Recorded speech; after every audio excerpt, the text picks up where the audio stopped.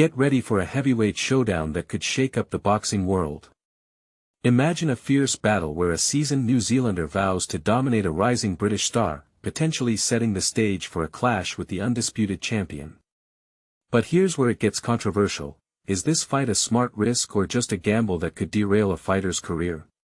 Let's dive into the details of Joseph Parker vs Fabio Wardley, scheduled for this Saturday, and explore why this matchup has fans buzzing.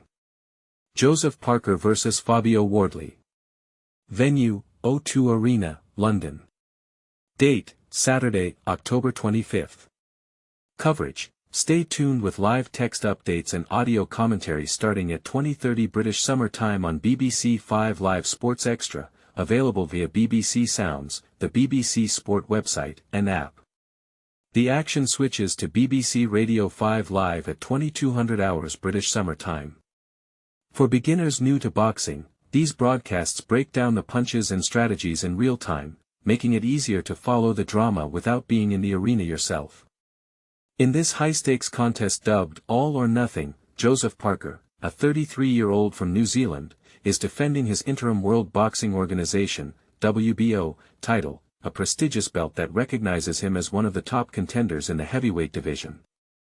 The winner is widely expected to challenge Alexander Usyk, the current undisputed heavyweight champion from Ukraine, who has unified multiple belts in one of the sport's most impressive feats. For those unfamiliar, the WBO is one of boxing's governing bodies, similar to the WBC or WBA, and an interim title often acts as a stepping stone to the full championship, adding extra pressure to fights like this.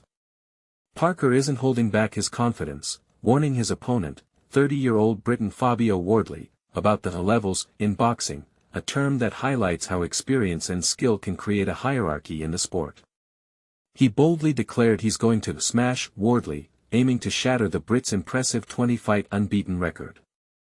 At a pre-fight press conference on Thursday, Parker shared, "I've logged a lot of ring miles and have plenty more in the tank. I'm just hitting my prime now." He praised Wardley for stepping up but insisted the timing couldn't be worse for the challenger, predicting a decisive victory. Currently ranked as the WBO's top contender and next in line for a mandatory shot at Usyk, Parker is risking that prime position by taking on Wardley. It's a bold move reminiscent of boxers like Mike Tyson, who sometimes jumped into risky fights to prove their dominance early in their careers.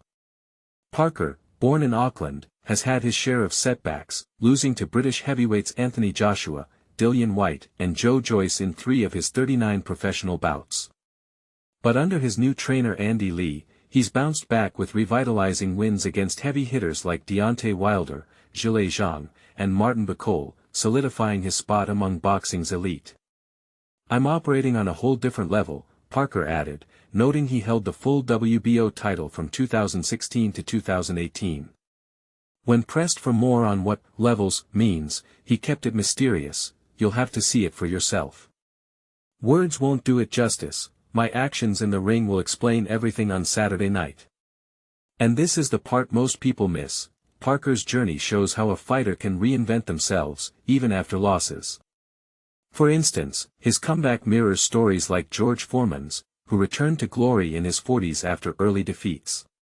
On the other side of the ring, Wardley's ascent has been extraordinary, especially considering he only started boxing at age 20, beginning in the unlicensed white-collar boxing scene before going pro.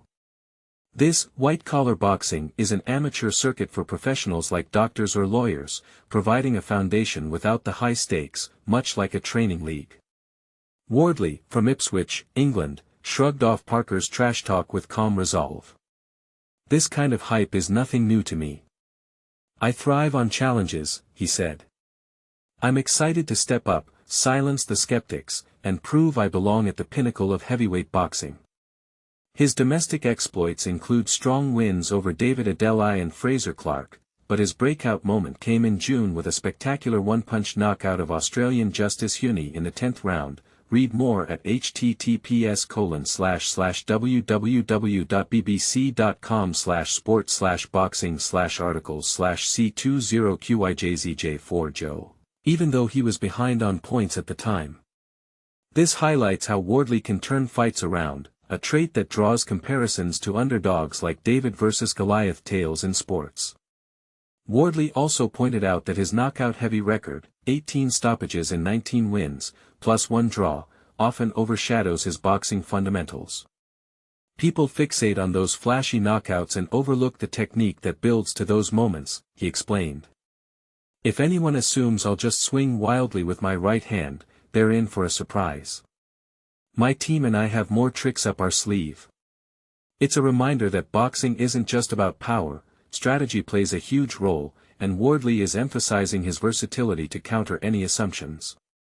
As the press conference wrapped up, Parker reiterated his vow to smash Wardley in a final message, though the two ended their face-off with smiles and a handshake, showing no real bad blood despite the heated rhetoric. But here's where it gets controversial: is Parker's aggressive stance a sign of true dominance, or is it overconfidence that could backfire, much like some argue Floyd Mayweather's bravado sometimes did? Wardley, the underdog with a puncher's pedigree, might just have the speed and skill to upset the odds. What do you think? Will experience win out, or can youth and hunger rewrite the script? Share your predictions and opinions in the comments below. Do you agree that Wardley's technical skills are underrated, or is Parker's levels talk just mind games? Let's discuss.